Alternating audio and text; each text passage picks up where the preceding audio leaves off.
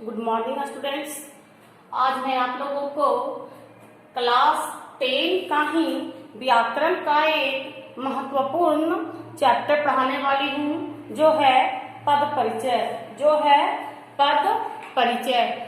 तो क्लास 10 में पद परिचय से 5 नंबर के क्वेश्चन आते हैं और पद परिचय पढ़ने के लिए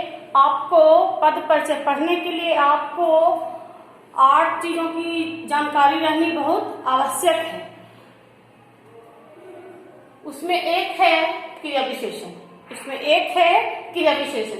क्रिया विशेषण के बारे में आपको पूरी जानकारी आज मैं दूंगी, क्योंकि क्रिया विशेषण आप अगर अच्छे से जानोगे तभी पद परिचय के प्रश्नों को अच्छे से आप हल कर पाओगे।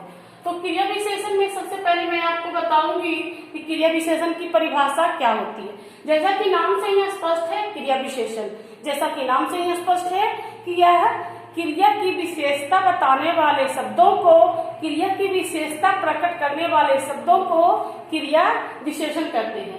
क्रिया की विशेषता बताने वाले शब्द क्रिया विशेषण कहलाते हैं। जैसे पहला एग्जाम्पल मैंने लिया है, माँ स्वादिष्ट खाना पकाती है। माँ स्वादिष्ट खाना पकाती है, ठीक है। तो यहाँ पर क्रिया, आपको इस वाक्य में क्रिया दिख रहा है क्या? पकाना। तो पकाने की क्या विशेषता है? स्वादिष्ट। माँ कैसा खाना पका रही है? माँ स्वादिष्ट खाना पका रही है।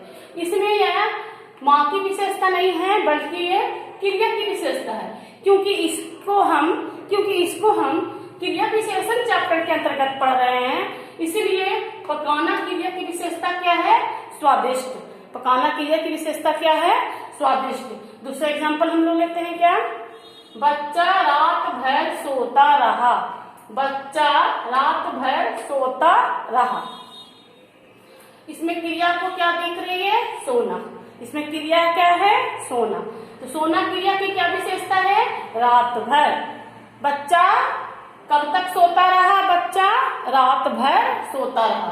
तो इस प्रकार सोना क्रिया की विशेषता है क्या? रात भर। तो ये रात भर क्रिया विशेषण के अंतर्गत आता है, ठीक है। एक और एग्जाम्पल मैंने यहाँ पर लिखा है, मैं छत पर बैठा हूँ।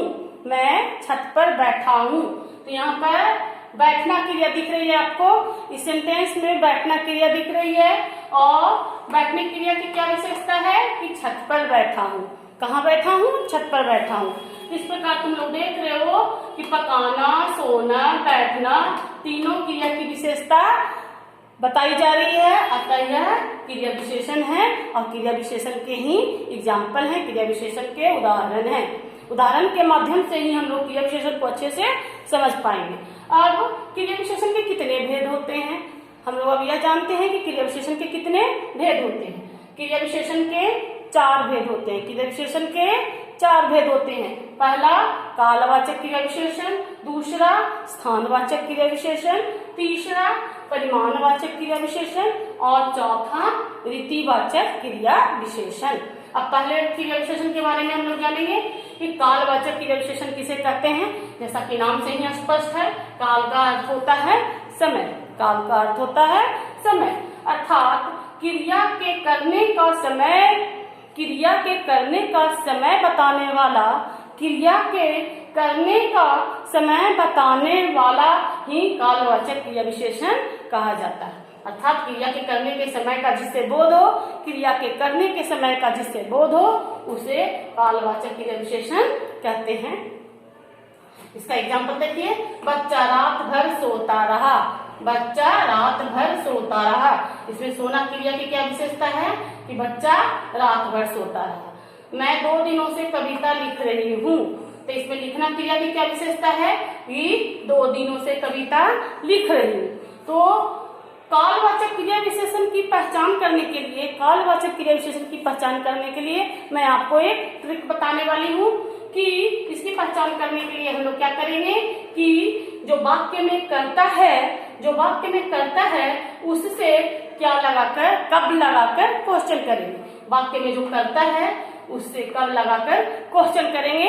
अगर इसका सटीक आंसर हमें इस वाक्य के माध्यम से मिल जाता है, तो समझ लो कि वह कालवाचक क्रिया विशेषण का उदाहरण है। इससे आप लोगों को क्या होगा, पद परिचय में आसानी होगी। पद परिचय में यह पहचानने में आसानी होगी कि ये जो शब्द है कालवाचक है कि स्थानवाचक है कि परिमाणवाचक है कि रीतिवाचक है। ठीक है, तो अब हम लोग क्वेश्चन करते हैं, बच्चा कब तक सोता रहा। बच्चा कब तक सोता रहा, तो बच्चा रात भर सोता रहा। मैं कब से कविता लिख रही हूँ, मैं 2 दिनों से कविता लिख रही हूँ। इस प्रकार आपने देखा कि यह स्पष्ट आंसर दे रहा है, यह स्पष्ट इसका सटीक आंसर दे रहा है यह वाक्य। इसका मतलब है कि ये दोनों वाक्य कालवाचक क्रिया विशेषण का उदाहरण है। अब हम लोग आगे बढ़ते हैं। अब हम लोग देखते हैं स्थानवाचक क्रिया विशेषण। स्थानवाचक क्रिया विशेषण में क्रिया के करने के स्थान का बोध होता है। स्थानवाचक क्रिया विशेषण में क्रिया जहाँ पे संपादित होती है उसके स्थान का बोध होता है। ठीक है, तो इसका एग्जांपल देखते हैं हम लोग। मैं छत पर बैठा हूँ, मैं छत पर बैठा हूँ। तो इसमें क्या हुआ, बैठना क्रिया है। क्रिया कहाँ संपादित हो रही है, छत पर। क्रिया के करने का स्थान कहाँ है, छत पर। तो इसका मतलब क्या है, ये कालवाचक क्रिया विशेषण है। मेरे पिताजी पटना में रहते हैं, मेरे पिताजी पटना में रहते हैं। तो यहाँ पर आपको क्रिया क्या दिख रही है, रहना। तो रहना कहाँ संपादित हो रही है, रहने की क्रिया कहाँ हो रही है, पटना में। अर्थात इसमें पटना क्या है, स्थानवाचक क्रिया विशेषण है। तीसरा एग्जाम्पल देखो, हरियाली चारों ओर फैली है। हरियाली चारों ओर फैली है। तो यहाँ पर देखो हरियाली कहाँ फैली है, फैलने का काम कहाँ पे हो रहा है, चारों ओर। तो हरियाली चारों ओर फैली है। तो ये भी हो गया स्थानवाचक क्रिया विशेषण का एग्जाम्पल। इसको पहचानने का ट्रिक क्या है, इसको पहचानने का ट्रिक है कि जो कर्ता है, वाक्य में जो कर्ता दिखेगा उसमें कहाँ लगा के आप क्वेश्चन करोगे। जैसे कि मैं कहाँ बैठा हूँ, मैं छत पर बैठा हूँ। मेरे पिताजी कहाँ रहते हैं, तो मेरे पिताजी पटना में रहते हैं। हरियाली कहाँ फैली है, तो हरियाली चारों ओर फैली है। इस प्रकार हमने देखा कि कहाँ लगा के जब हमने प्रश्न किया तो इसका सटीक आंसर इन वाक्यों के माध्यम से हमें मिल रहा है। इसका मतलब है कि ये सब वाक्यों में स्थानवाचक क्रिया विशेषण का प्रयोग किया गया है। ठीक है, यहाँ तक आप लोगों ने समझ लिया। अब हम लोग क्रिया विशेषण के तीसरे भेद की ओर आगे बढ़ते हैं। क्रिया विशेषण का तीसरा भेद है परिमाणवाचक क्रिया विशेषण। परिमाणवाचक क्रिया विशेषण, परिमाणवाचक क्रिया विशेषण में क्रिया की मात्रा का बोध होता है। परिमाणवाचक क्रिया विशेषण में क्रिया के परिमाण का बोध होता है। जैसे कि सीता थोड़ा ही खा पाई, सीता थोड़ा ही खा पाई। दूसरा एग्जाम्पल, छोटा बच्चा 1 गिलास दूध पीता है। छोटा बच्चा 1 गिलास दूध पीता है।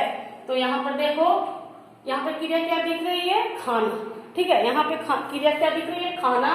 तो कितना खा पाई, थोड़ा ही खा पाई। क्रिया की विशेषता क्या है, थोड़ा खाना। दूसरा देखो, छोटा बच्चा 1 गिलास दूध पीता है। तो यहाँ पर क्रिया क्या दिख रहा है आपको, पीना। यहाँ पर क्रिया क्या दिख रहा है, पीना। तो छोटा बच्चा कितना दूध पी रहा है, 1 गिलास दूध पी रहा है। तो इसको भी पहचानने का एक ट्रिक क्या है कि ये जो कर्ता है, कर्ता के साथ आप कितना लगा के क्वेश्चन करोगे, कर्ता के साथ कितना लगा के क्वेश्चन करोगे। जब इसका सटीक आंसर मिल जाएगा तो समझ लो कि ये परिमाणवाचक क्रिया विशेषण है। जैसे हम लोग देख लेते हैं, सीता कितना खाना खाई, सीता कितना खा पाई, तो सीता थोड़ा ही खा पाई। दूसरा देखो, छोटा बच्चा कितना दूध पीता है, तो छोटा बच्चा 1 गिलास दूध पीता है। इस प्रकार आप लोगों ने इसको भी समझ लिया। अब हम आप लोगों को रीतिवाचक क्रिया विशेषण बताते हैं।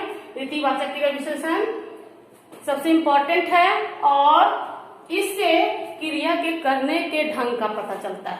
रीतिवाचक क्रिया विशेषण में क्रिया के करने के ढंग का पता चलता है कि क्रिया किस प्रकार से हो रही है।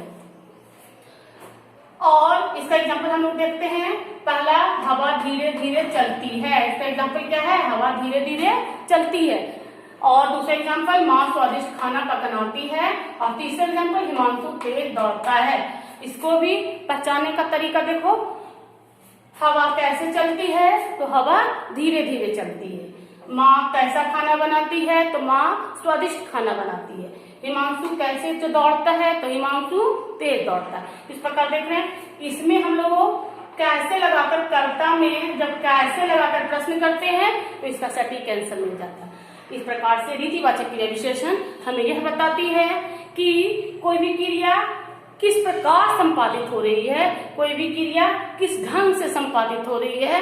तो इस प्रकार क्रिया विशेषण के चारों भेदों को हमने जान लिया और अच्छे से इसको पहचानने का ट्रिक भी जान लिया। इससे हम लोगों का क्या होगा कि हम लोग जो पद परिचय के अंतर्गत जो क्वेश्चन आएंगे कि निम्नलिखित शब्दों का पद परिचय दें, जैसे कि है हवा धीरे धीरे चलती है, तो यहाँ पर शब्द है धीरे धीरे, तो धीरे धीरे का अगर पद परिचय देना होगा तो धीरे धीरे का पद परिचय में हम लोग क्या लिखेंगे, रीतिवाचक क्रिया विशेषण। इस प्रकार से हम लोग पद परिचय के सारे प्रश्नों को अच्छे से आंसर कर पाएंगे। और इस प्रकार से हम लोग क्रिया विशेषण का चैप्टर यहाँ पर खत्म होता है और अगले वीडियो में मैं आपको पद परिचय सिखाऊंगी जो कि 10th क्लास का एक इम्पोर्टेंट चैप्टर है। धन्यवाद।